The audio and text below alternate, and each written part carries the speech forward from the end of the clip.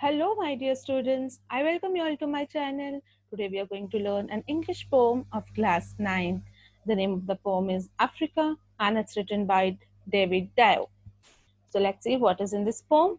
But before that, students, if you are viewing my video for the first time, do subscribe my channel and hit the bell icon so that you get the notifications of my latest upcoming videos. Do watch the video till end, and if you like it, hit the like button. And students, this channel also has 10th standard English explanation, so share it with the friends. Okay. So let's quickly go and know about the poet. So David Mandelsy Diop, he was a revolutionary African poet who was born in France to the parents of West African descent. Means his parents were the descendants of Africa. Means their great grandparents, their grandparents were belonging to Africa, but they have been shifted and living in France. And this poet was born to them in France. He lived there throughout his childhood and he visited Africa only in 1950s. So usually whatever he writes a poem, he highlights the problem of Africa in his poem because during those time, whatever he used to hear, the Africa was under colonialism, under the French rulers and the foreign rulers who were just making the Africans to be as slaves and work hard under them. So he was writing the poems where he used to highlight the problems of the Africans, what are the problems they are facing, the difficulties, and he wanted to bring a change and freedom. So he gave the messages through his poems to the Africans. He was very much known for his involvement in the negritude movement in France. This is a movement that was started by black writers and artists protesting against the French colonialism, so that how it affects the African culture and values. So they wanted to highlight all these effects, how the French people are affecting the African culture and the values over there. So his views and feelings were published in the Presence Africaine and his book of the poems Corpse de Pillin, which was published in the year 1956.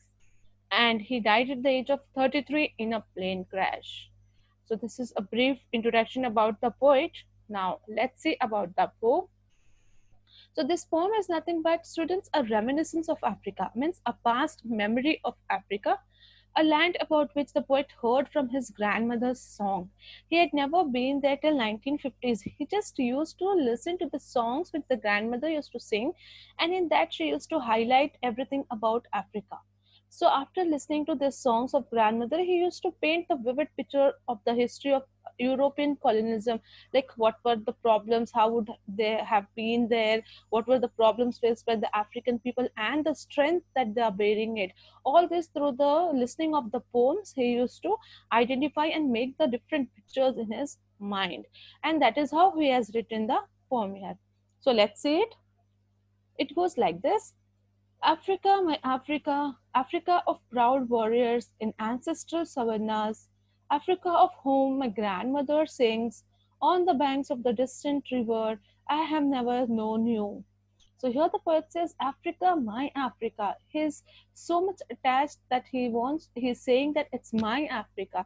And he's saying, I'm proud of African warriors from ancestral, from many years, from long ago, the ancestors who were staying there in the savannas. Savannas are nothing but the land and the forest areas of Africa. So he's saying, my proud African warriors, you are so good and I'm proud of you. And he has listened all these things from his grandmother's songs. And he says, on the banks of the distant river, means he is very far away from his own land Africa, because he is living in France now. And is saying, I have never known you. That means he has never seen, he has never been here, but he has understood, and whatever he has listened from his grandmother's songs, he has understood, and that is how he is writing and saying all these things. Though he went to Africa in 1950, but he wrote this and after recalling all the songs which he had heard from his grandmother. So this is how it shows the attachment of poet to his own land and its people, that is Africa. Now, but your blood flows in my veins, your beautiful black blood that irrigates the fields, the blood of your sweat, the sweat of your work. Then he says, your blood, but still it flows in my veins, means even he is a descent of Africa, because even his ancestors, grandparents and great grandparents belong to the African country. So even he is having the same blood in his veins. And he says, your beautiful black blood that irrigates the fields. Here he says the people of African who are working very hard in the field, it is their blood, it is their sweat, it is their hard work which is irrigating the fields, which is giving a good production, and everything is taken away by the colonial rulers over there. So he is highlighting that. Then he says, the work of your slavery, the slavery of your children.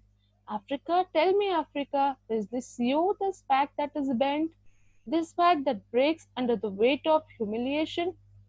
Then he says, the work of you, your slavery, the slavery of your children who are just under the control of some other people. Africa, tell me, is this you, this back that is bent, this back which is bending down and working hard? Is this you, Africa? You have so much of strength. Come on, you should get up. He's trying to urge them, request them to get up and come out of that humiliation. This back that breaks under the weight of humiliation, why are you taking all these humiliations to you? You have to raise the voice against it. You should not bear all the humiliations, though whatever humiliation is there, even though it's very weighted, you should not break up. You should get up and you should raise your voice for that, so that you get the freedom. He is urging them, requesting them that you are strong enough and you all can do it. Then he says, this back trembling with red scars and saying yes to the whip under the midday sun. But a grave voice answers me, impetuous son, that tree young and strong, that tree there. Then here he says, this back trembling with red scars. The people who are working, the African people who are working there under the sun, and they're having the the red scars on the body. It was just the marks which they were being hidden by many different things. And you're saying, and you are made to work under the midday sun, and you're saying yes, and you're working. You should be brave and courageous enough. You should have the strength to go beyond that. You should raise your voice, because he says, I have a list, I have but the great voice answers me. He says, there is a voice coming and answering me, that is the impetuous son, that tree young and strong. Because he says he knows that the people over there uh, are the sun, the tree over there is young and strong.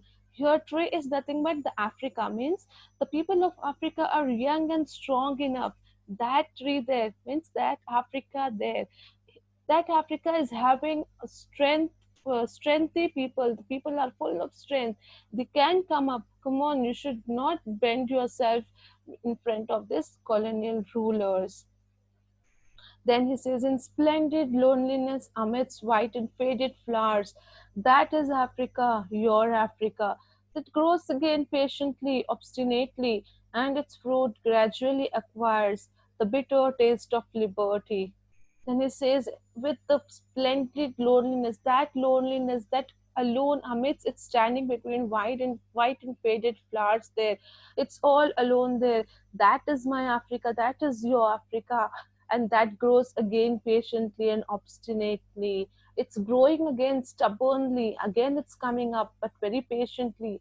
And its fruit gradually acquires. Even it has got the fruit, it has been freed now, it is having the fruit, but the taste of the fruit is the bitter taste of liberty. It's having the bitter taste. Why it is having the bitter taste of liberty, of the freedom? Because he recalls that suffering, the problems, the difficulties, and the sacrifices of the life of the people that has made them to get that freedom and liberty. So still he says that taste of the liberty is bitter, because whenever they recall and remember, that bitter memories come into their mind. That's why he's giving the bitter taste of liberty. So this is how the poet writing the poem of Africa, where he shows his love and kindness towards the African land and the people. So this is about the poem, students. I hope you understood it and you liked it. And thank you for watching the video.